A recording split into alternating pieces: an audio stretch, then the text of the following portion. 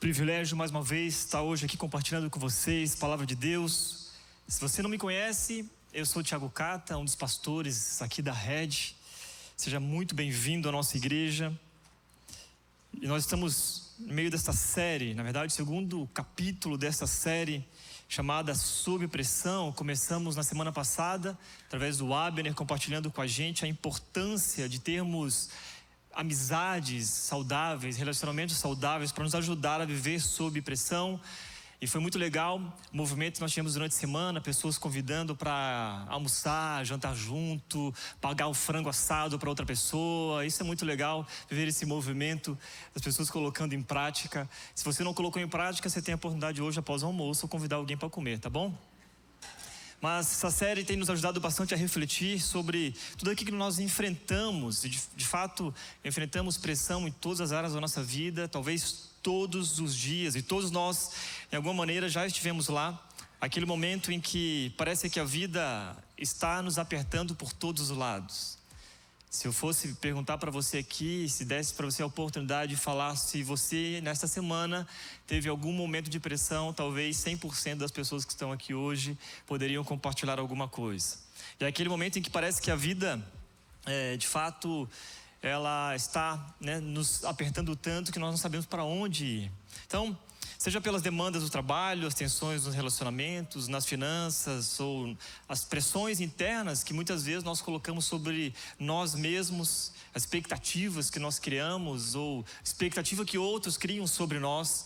E ao preparar essa mensagem, eu lembrei de uma conversa que nós tivemos essa semana no pequeno grupo, só com os homens lá do meu pequeno grupo, e conversamos um pouquinho, e eu lembrei de um missionário chamado William Carey, conhecido como o pai das missões modernas.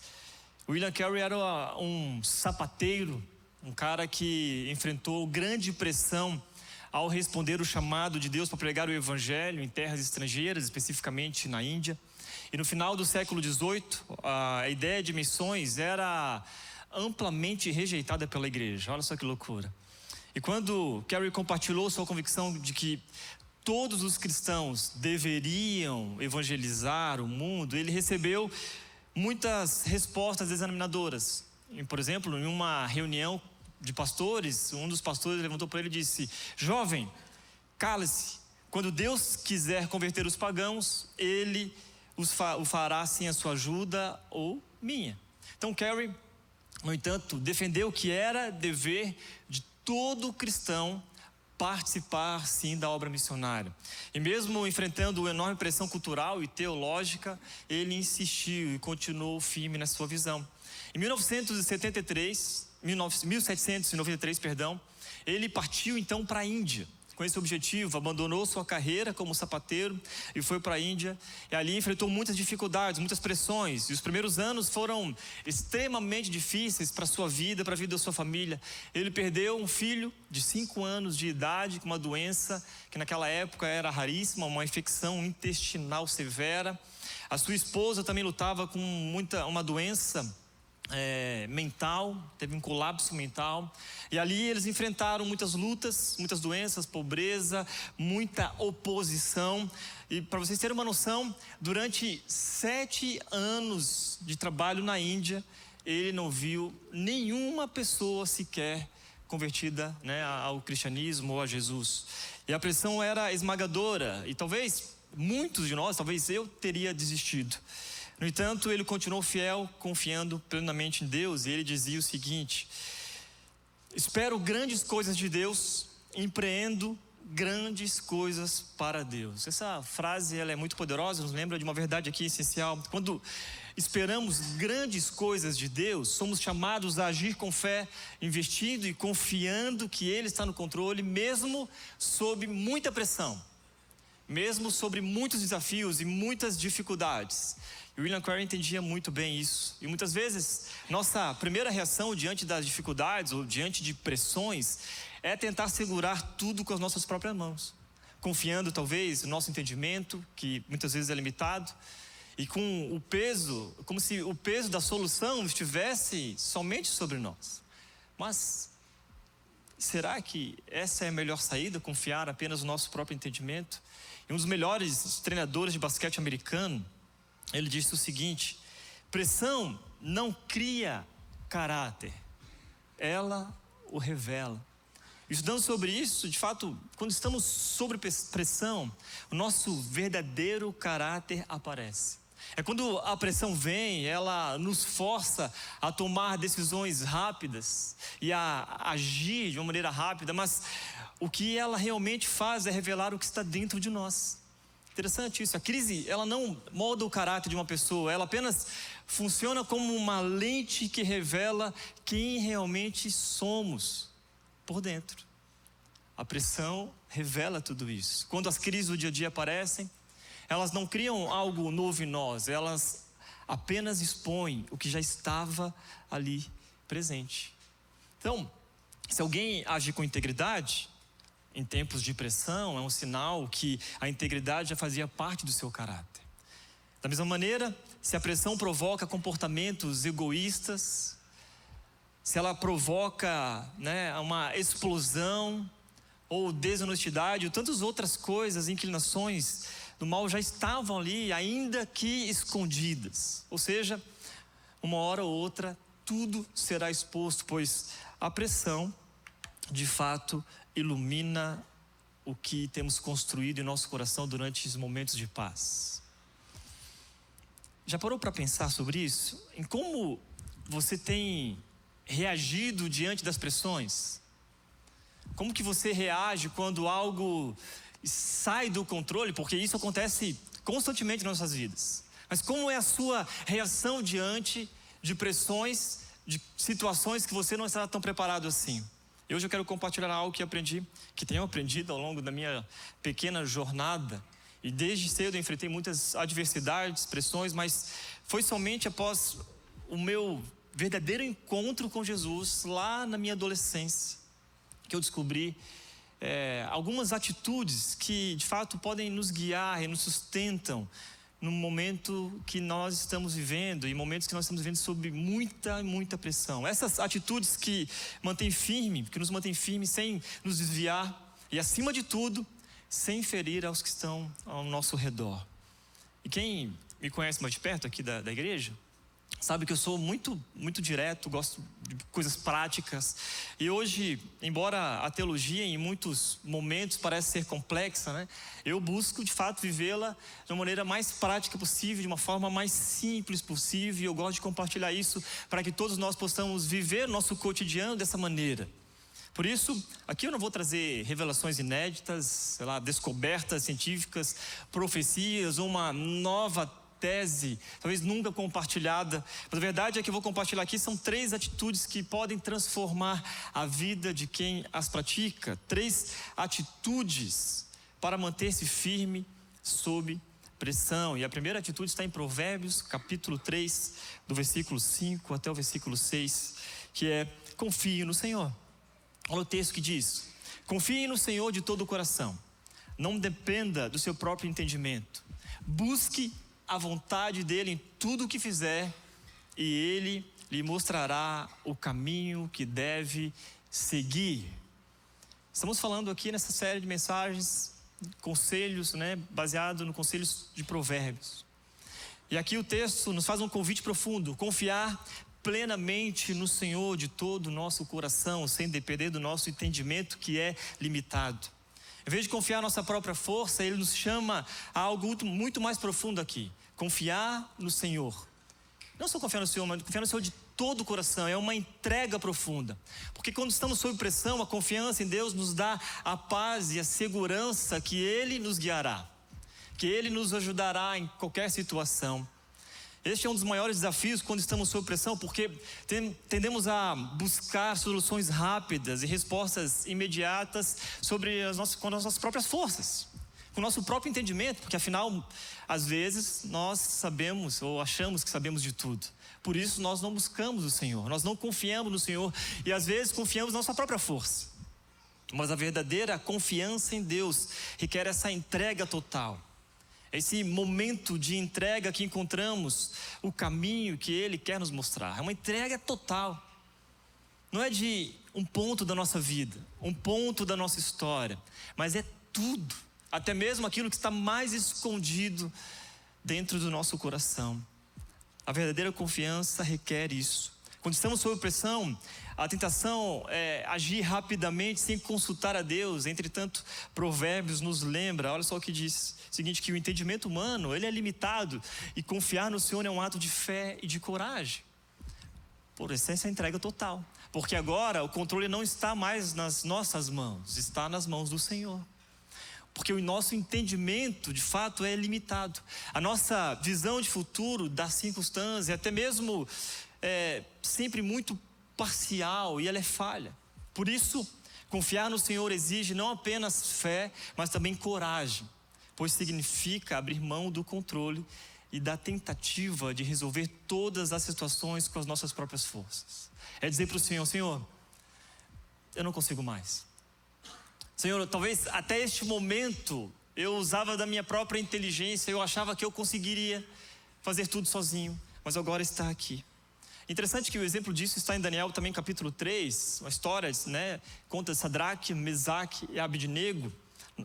Olha só, na fornalha, esses 3 jovens hebreus enfrentaram uma pressão enorme quando o rei Nabucodonosor, se você não conhece a história, mandou que todos adorassem a imagem de ouro que ele havia criado de si mesmo.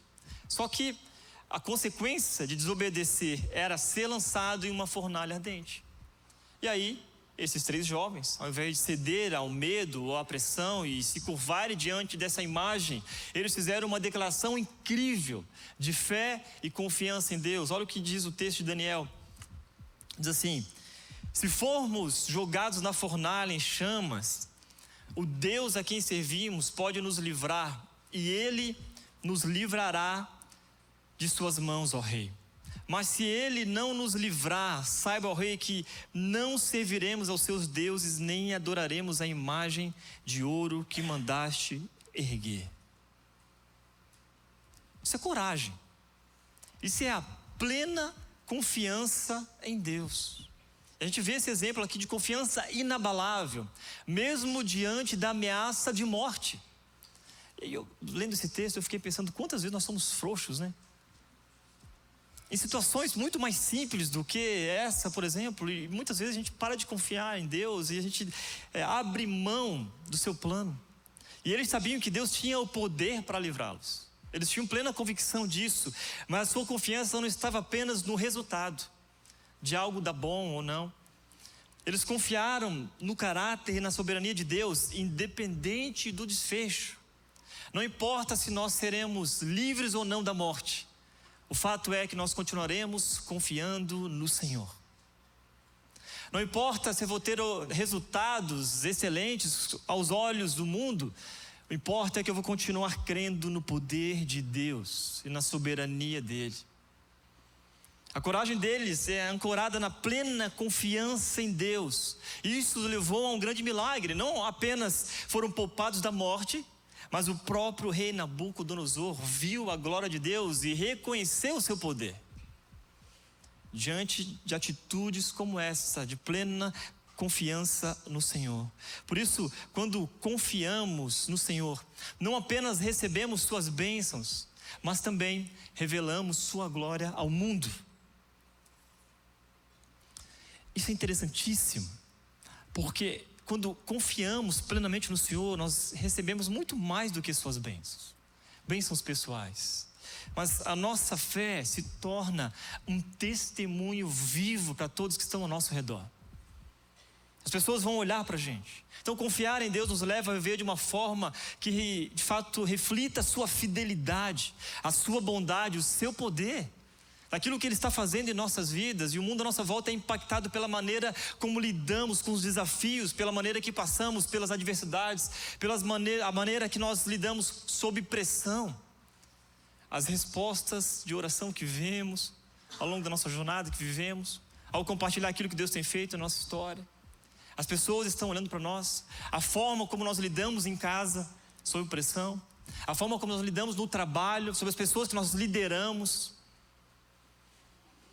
Essa confiança glorifica a Deus, pois revela ao mundo que Ele é digno de toda a nossa dependência. Muitas vezes é confessar e dizer: olha, eu não sei o que vai acontecer.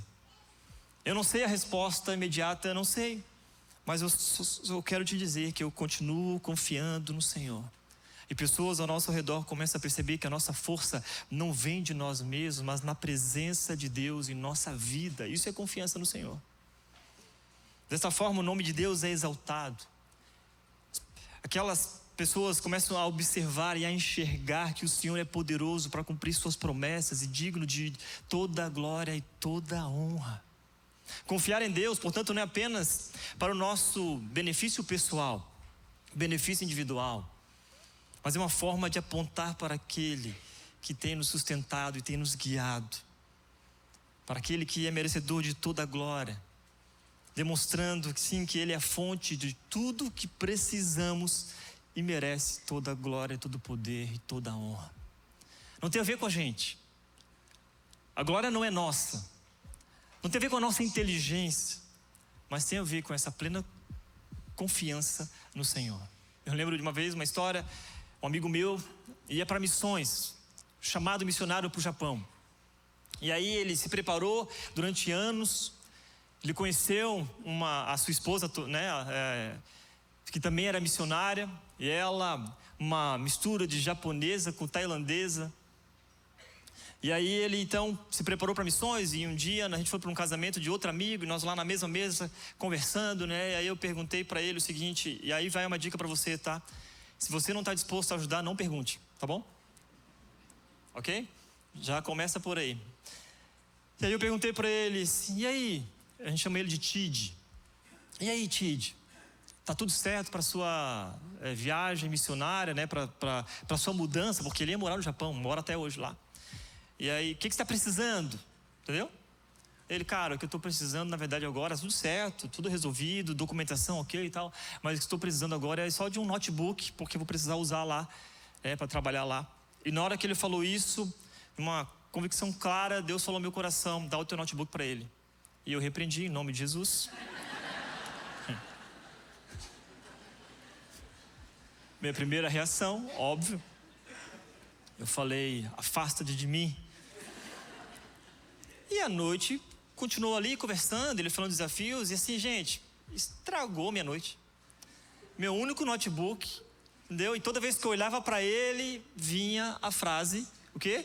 Dá o teu notebook para ele. Eu continuei lutando a noite inteira, assim, não, gente, sério, nem comi direito. E aí fui, dei uma boa noite para ele e tal, Deus te abençoe. E fui para casa, entendeu? Fui ali, coração duro, né? Fui para casa, tal, deitei, liguei a televisão, eu não esqueço dessa cena. Estava passando um show do Mick Jagger na TV, na MTV, coloquei lá. E parecia que o miserável do Mick Jagger estava cantando, dá o teu notebook para ele! Em português ainda, isso que é pior. E naquele momento ali, eu tive uma luta com o Senhor. Eu falei, Deus, mas é o meu único computador que eu levo para a faculdade. Eu era seminarista na época. E como é que eu vou entregar meu notebook para ele, para o Japão? Tipo, cara, eu moro aqui na República da faculdade, eu não tenho mais dinheiro. E dá o teu notebook para ele. Senhor, tu vai fazer isso comigo?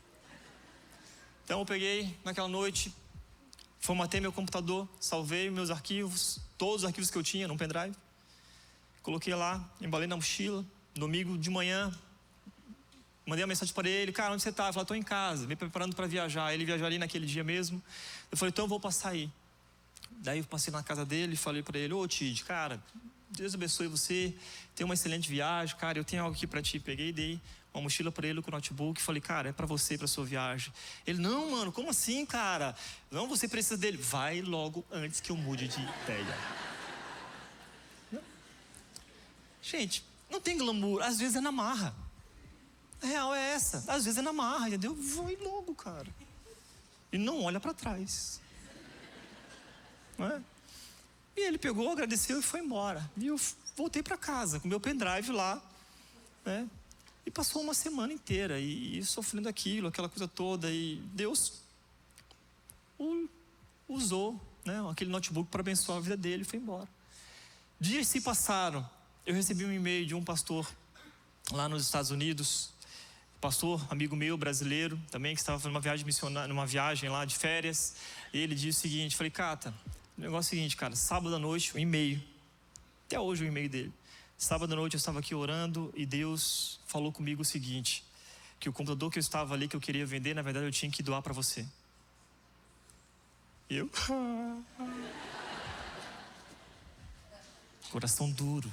Deus fazendo algo espetacular, movendo as pessoas, e esse é o plano dele, ele é perfeito. E mesmo que não tivesse recebido esse notebook, Deus continuaria sendo perfeito, é o plano dele.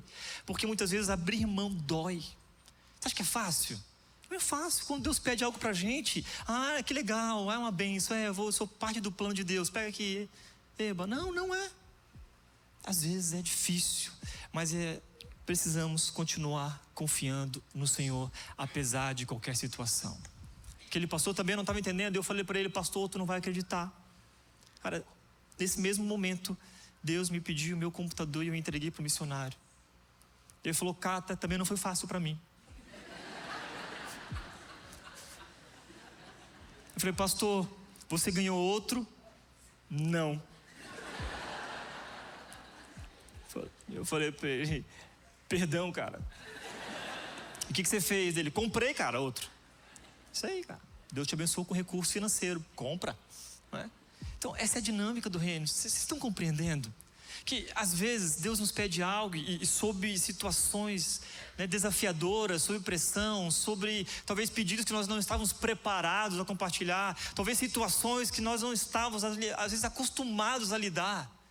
Devemos continuar confiando no Senhor. E à medida que aprendemos a confiar no Senhor, outra característica essencial para lidar com essa pressão é o autocontrole.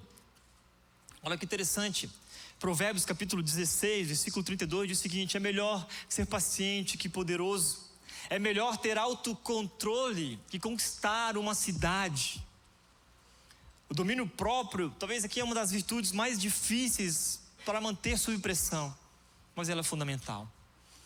Esse versículo de Provérbios aqui nos revela uma verdade profunda sobre o valor da paciência e do autocontrole na vida de alguém que deseja viver de uma forma sábia e justa, debaixo da vontade do Senhor. Eu sei que muitas vezes a sociedade valoriza o quê? O poder, o controle externo, as conquistas materiais, conquistas pessoais, mas a palavra de Deus inverte aqui a lógica. Ela nos ensina que a verdadeira força não está no domínio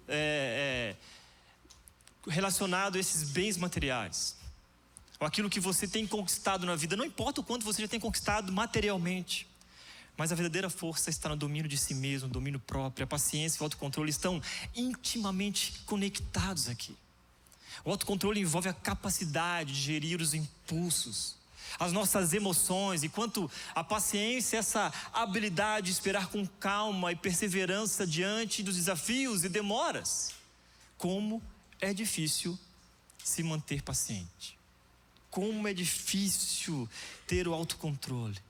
Mas juntos, a paciência e o autocontrole nos permitem tomar decisões mais sábias, reagir com mais serenidade, especialmente nesses momentos sob pressão. Especialmente sob pressão. A paciência aqui é uma virtude que reflete maturidade e confiança em Deus. Ser paciente não significa ser passivo, mas ser capaz de esperar com sabedoria e agir no tempo certo. Talvez as pessoas exigem de nós uma resposta rápida, e que você não está preparado, ou que a gente não está preparado para dar. É o momento de dizer: calma, eu preciso orar. Eu preciso de fato colocar minha vida diante do Senhor. Exige de nós um certo autocontrole. E no contexto bíblico aqui, a paciência é a capacidade de suportar sem perder a fé. Quando as circunstâncias parecem não mudar, ou quando as promessas demoram a se cumprir, quão difícil é esperar. Quão difícil é esperar. Quem é paciente muitas vezes supera aquele que é poderoso, nesse sentido convencional. Isso porque a paciência traz discernimento. Quantas de vocês, né, incluindo, tomamos decisões que foram precipitadas e destruiu aquilo que nós estávamos construindo? Quantas atitudes, né, nós tivemos por falta de autocontrole que acabou machucando as pessoas e acabou, às vezes, muitas vezes, né, destruindo relacionamentos que eram incríveis. A paciência nos traz discernimento, evita decisões precipitadas e nos ajuda a perseverar até que Deus haja em nossa defesa. Quando alguém nos critica, quando alguém talvez faz um comentário, às vezes a gente já quer revidar, já temos, né, as frases prontas, a palavra já está pronta, talvez a revidar e de fato a discutir. Nós perdemos o controle quando alguém nos machuca, quando alguém toca na nossa ferida. É o que alguém uma vez falou para mim: olha, eu sou uma pessoa muito boa, só não toca no meu calcanhar, não pisa no meu pé. Queridos, o poder, por outro lado, pode ser ilusório. Aquilo que possui grande força física, ou mesmo influência até política, seja o que for, isso pode ser temporário, mas o que realmente perdura é a habilidade de discernir quando agir e quando esperar, ser paciente e ter autocontrole. E é algo que nós não vimos aqui, né?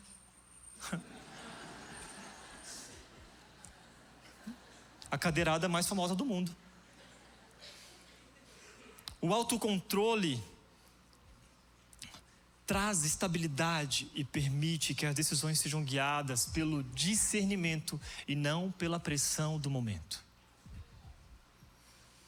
Nos traz discernimento, nos ajuda a ser de fato guiados por isso. O autocontrole é mais poderoso que a capacidade de conquistar territórios, é isso que o provérbio está dizendo, e vencer batalhas físicas.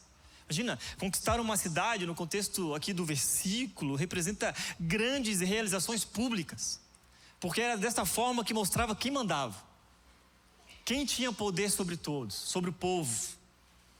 E Provérbios aqui está dizendo outra coisa. O autocontrole é essa capacidade de dominar impulsos, nossas emoções, desejos, e é visto por Deus como um valor ainda maior. Aquele que governa as suas emoções e impulsos está mais preparado para enfrentar a vida. Sem o autocontrole, mesmo grandes conquistas podem desmoronar. E quantas histórias, quantas histórias nós escutamos aqui na nossa igreja de pessoas que chegaram no topo, mas por causa da falta de controle, por causa da impaciência, caíram profundamente no abismo. Quantas vezes líderes poderosos caem porque são impacientes e não conseguem governar suas próprias vontades e desejos? Aristóteles afirma, olha só o que ele diz, que a paciência é amarga, mas seus frutos são doces. Se você lembrar de Moisés, por exemplo, né? Moisés no deserto, após anos guiando o povo de Israel rumo à terra prometida, ele perdeu o controle e feriu a rocha e não entrou na terra prometida por conta disso, pela falta de paciência, pela falta de autocontrole. Ele deixou de experimentar os frutos de todo o trabalho por conta disso. Olha o que diz o texto, Números capítulo 20, a partir do 7 até o 12. Diz o seguinte: e o Senhor disse a Moisés: você e Arão peguem a vara e reúnam todo o povo. Enquanto eles observam, falem aquela rocha, falem aquela rocha ali, e dela jorrará água. Vocês tirarão água suficiente da rocha para matar a sede de toda a comunidade e de seus animais. O texto continua, olha o que diz o texto. Em seguida, ele e Arão mandaram chamar o povo para se reunir. Para se reunir em frente à rocha. E Moisés faz o seguinte, olha o que ele diz: ouçam seus rebeldes, gritou Moisés. Será que é desta rocha que teremos de tirar água para vocês? E aí ele continua. Então Moisés levantou a mão e o que ele fez? Bateu na rocha 2 vezes com a vara e jorrou muita água. Assim toda a comunidade e todos os seus animais beberam até matar a sede. O Senhor, porém, disse a Moisés e a Arão: uma vez que vocês não confiaram em mim para mostrar minha santidade aos israelitas, não conduzirão a terra que eu lhes dou. Estava lendo esse texto ontem à noite e eu fiquei triste. Depois de 40 anos dedicando a sua vida a levar o povo à terra prometida, ao invés de falar com ela como Deus tinha ordenado, porque Deus queria mostrar ao povo o seu poder, Moisés bateu na rocha 2 vezes. É como se ele bateu na rocha 2 vezes. Com raiva, com uma ira, com indignação. E por causa disso ele não podia entrar na terra prometida. A pressão que Moisés estava sentindo ao liderar o povo de Israel levou a perder o controle e uma bênção que ele tanto trabalhou. Talvez quantas vezes passamos situações assim, ao querer fechar um negócio, ao querer talvez projetar um sonho, ao não querer esperar ou perder o controle ou ser impaciente, nós deixamos de conquistar aquilo que já estava planejado. O autocontrole nos capacita a tomar decisões que honram a Deus, nos protegem de cair em tentações, nos mantém firmes no caminho da integridade. O provérbio que lemos aqui nos convida a refletir sobre o que realmente, de fato, é força, o que nós consideramos força em nossas vidas. Em um mundo em que valoriza tanto essa ação, a conquista, o imediatismo, Deus nos chama a valorizar a paciência, o domínio próprio, a integridade, a confiança nele. E essas virtudes, embora muitas vezes elas não são visíveis aos olhos humanos, têm um impacto profundo e duradouro em nossas vidas, tanto no nosso caráter quanto nas relações que nós temos uns com os outros. Eu sempre conto isso no passo 4 e talvez muitos de vocês já ouviram. Um dia eu estava lá em casa, sem paciência. Eu sei que você não fica assim na sua casa, principalmente com seus filhos, tá bom?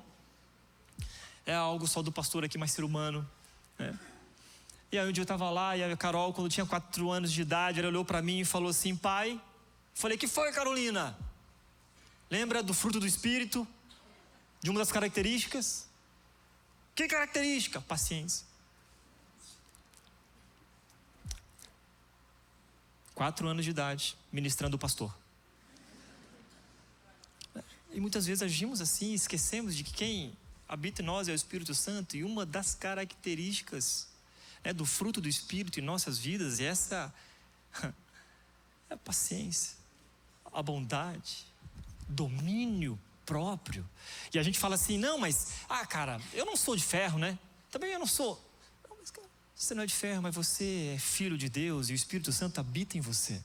E se ele habita em você, uma das características do fruto que está aí é o domínio próprio.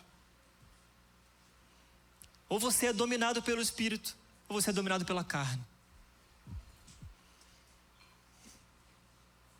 Ser paciente e ter autocontrole nos ajuda a refletir o caráter de Cristo, que demonstrou essas qualidades em suas próprias vidas.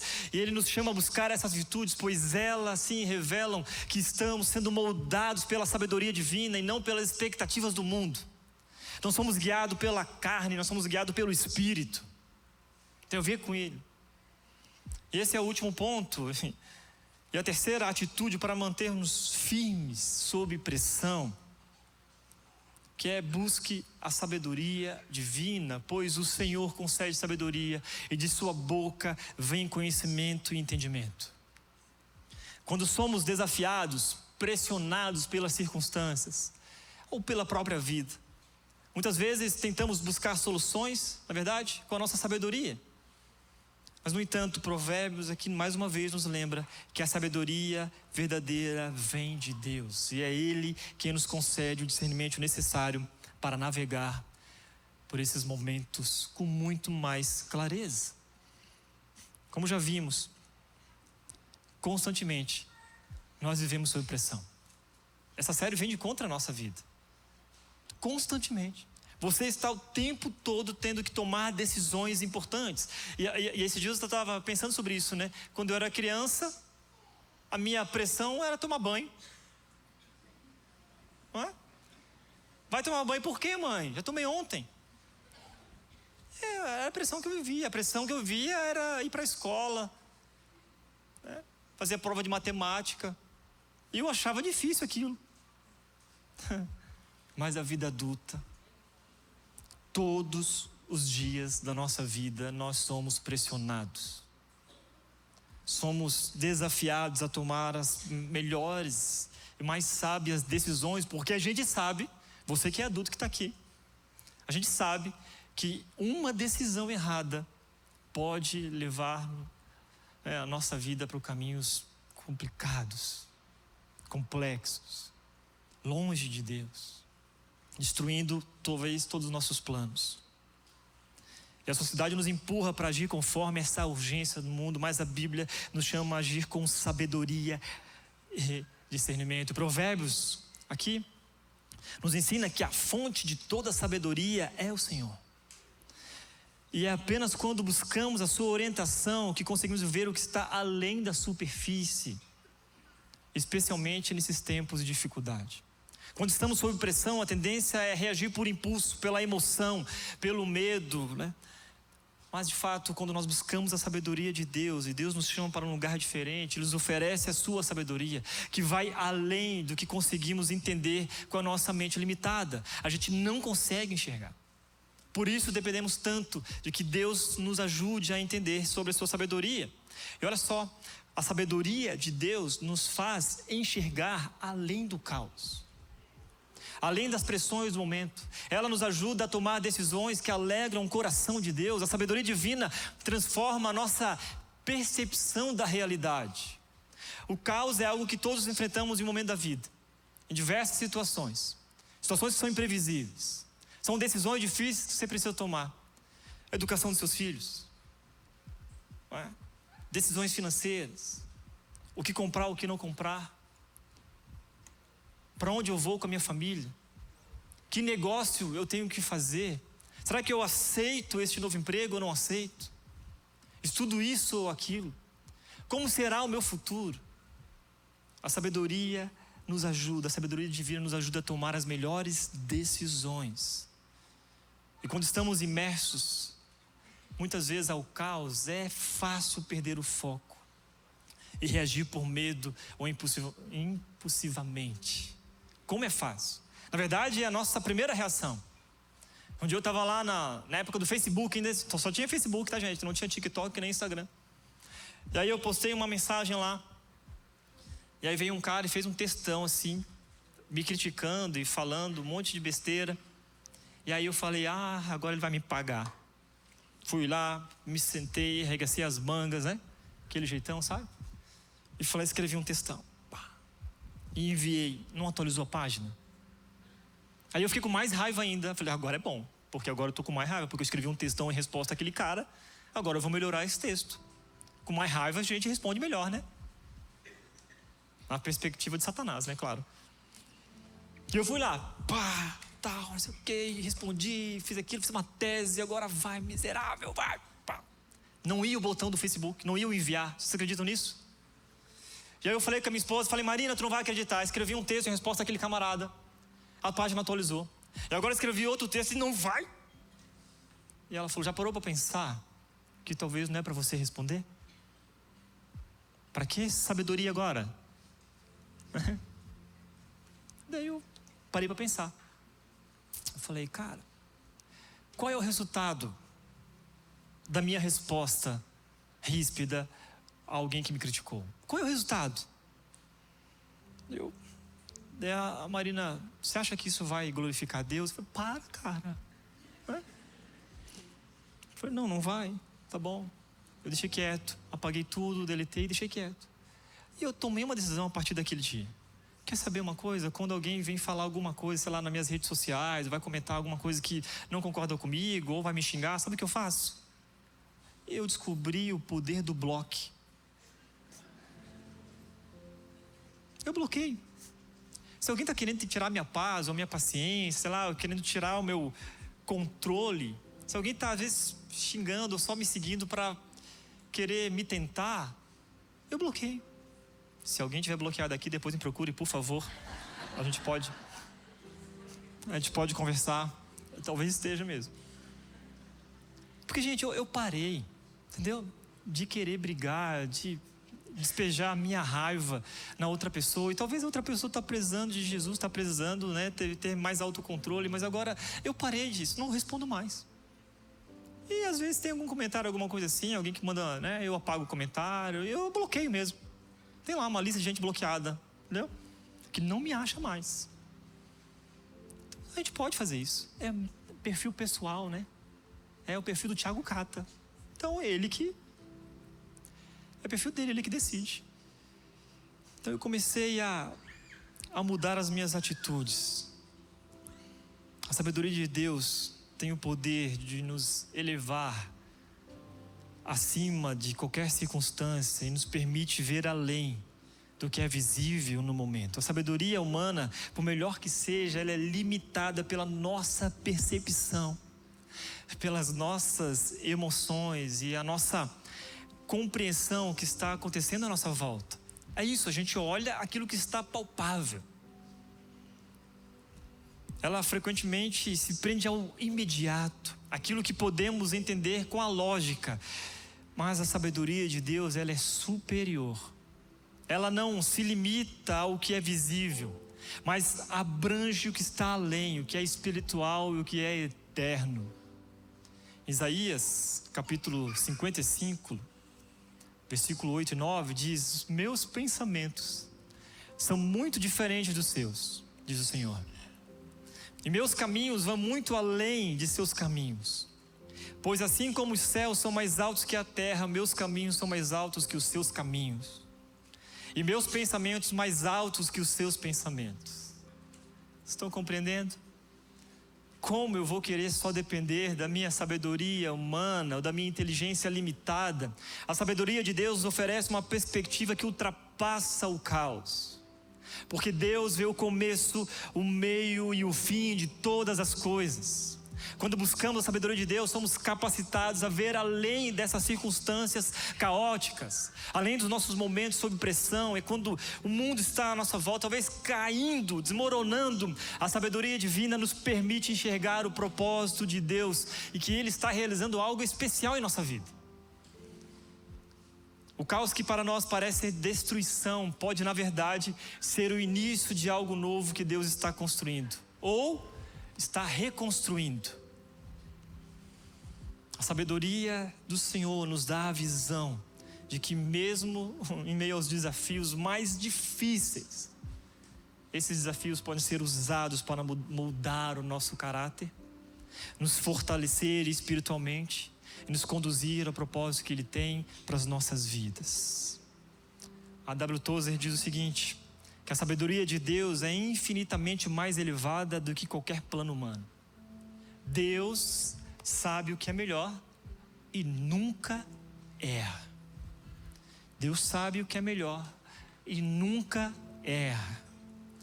Exemplo disso, né, a história de José, no livro de Gênesis. José foi traído pelos seus irmãos, vendido como escravo, falsamente acusado e preso. E no meio de todo esse caos, José poderia facilmente talvez ter desistido, se rendido ao desespero ou caído na tentação. No entanto, ele permaneceu confiando na sabedoria e nos planos de Deus. E no final ele foi elevado à posição de governador do Egito. Não apenas salvou a nação egípcia, mas também sua própria família da fome. A sabedoria de Deus permitiu a José ver além do caos momentâneo, compreendendo que Deus estava trabalhando em um plano maior. Por isso, a sabedoria de Deus não é apenas um recurso opcional, é uma necessidade vital para todos nós. Quando nós enfrentamos o caos em nossas vidas, precisamos da sabedoria divina. Ela nos dá calma em meio à tempestade, nos faz ver soluções onde havia só problemas. Essa sabedoria também nos ensina a confiar e ter autocontrole, sabendo que a pressão em meio ao caos não é a palavra final. Deus continua nos guiando e nos sustentando. E ao buscar a sabedoria, aprendemos a confiar não no que vemos. Não tem a ver com aquilo que nós vemos, porque é isso do que eu estou falando aqui. Aprendemos a confiar no caráter e na soberania e nas promessas de Deus, porque Ele é fiel, soberano e sempre está trabalhando para o bem daqueles que o amam, mesmo em meio ao caos, mesmo em meio a muita pressão. Tiago nos convida, 1:5, diz o seguinte: se algum de vocês precisar de sabedoria, peça ao nosso Deus generoso e receberá. Ele não repreenderá por pedirem. Está faltando sabedoria? Peça ao nosso Deus. Nosso Deus generoso. Ele não vai repreender você. Peça sabedoria. Eu vou encerrar essa mensagem. Talvez a grande lição que precisamos aqui guardar é: confie no Senhor. Confie no Senhor. De todo o seu coração, tenha autocontrole. Busque isso, pense antes de agir. Busque essa sabedoria divina. Ela nos sustenta, nos dá clareza, nos ajuda a discernir entre o certo e o errado e nos permite viver de maneira que glorifique a Deus em todas as nossas situações, em todas as nossas decisões da vida. Que possamos, como Tiago aqui ensina, buscar a sabedoria que vem de Deus, pois ela é que nos dá direção, força, em paz, em meio às pressões das nossas vidas. Por fim, eu quero compartilhar com você sobre como terminou a vida de William Carey. Olha o que aconteceu com a vida dele. Junto com outros 2 missionários, fundaram 26 igrejas, 126 escolas com 10 mil alunos, traduziram as escrituras em 44 línguas, produziram gramáticas e dicionários, organizaram a primeira missão médica na Índia, seminários de escola para meninas e o jornal na língua bengali. Além disso, William Carey foi um dos responsáveis pela erradicação do costume sati, o qual queimava a viúva juntamente com o corpo do defunto numa fogueira. Ele continuou. Abriu a primeira imprensa, fábrica de papel e motor a vapor da Índia, e a tradução da Bíblia em sânscrito, bengali, marathi, telugu e nos idiomas dos sikhs. Em 1800, William Carey fez o batismo do primeiro hindu convertido ao Evangelho. Calcula-se que William Carey traduziu a Bíblia para a terça parte dos habitantes do mundo. Este é o resultado de alguém que conseguiu viver e superar as pressões da vida, e não foi fácil. Não foi um jardim cheio de flores. Que possamos ser inspirados por tudo que ouvimos e tudo que estamos vivendo na nossa vida, né? Estamos ouvindo a palavra. Que talvez hoje, se em algum ponto você precisa, né, rever nas suas atitudes, hoje é o momento de dizer: Deus, me ajuda, Senhor, a confiar mais no Senhor. Deus, me ajuda a ter mais paciência, a ter mais autocontrole sobre as situações da vida. Me ajuda, Deus, a, de fato, buscar a Tua sabedoria para tomar as melhores decisões. Quero orar por você nesse momento, colocando a sua vida diante de Deus. Feche os olhos, por favor, onde você está. Vou te dar aí alguns segundos para você colocar a tua vida diante do Senhor e confessar, se assim for necessário, dizer: Deus, a minha vida não estava no controle do Senhor. Talvez é hora de confessar: Deus, me perdoe, porque eu estava confiando somente no meu entendimento. Deus, me perdoe porque eu sou uma pessoa que não tem controle nenhum e acho que eu tenho que viver assim, porque é o meu perfil. Me perdoe. Peça para que de fato o Espírito Santo de Deus possa te ajudar a ter mais controle sobre as situações, sobre as suas emoções.